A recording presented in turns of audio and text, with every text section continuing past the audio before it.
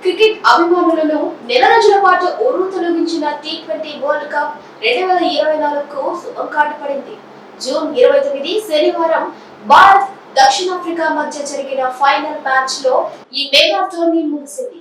ఈ టైటిల్ పోర్లో 7 వికెట్ల తేడాతో సౌత్ ఆఫ్రికాను ఓడించిన టీమిండియా రెండోసారి విజేతగా నిలిచింది. దీంతో 140 కోట్ల భారతీయుల కల నెరవేరింది.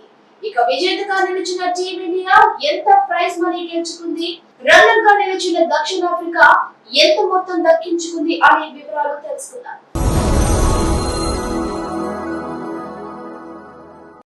టీ20 ప్రపంచ కప్ ఛాంపియన్ గా నిలిచిన టీమిండియాకు $2.45 మిలియన్, అంటే భారత కరెన్సీలో దాదాపు 20.42 కోట్లు అందుకుంది.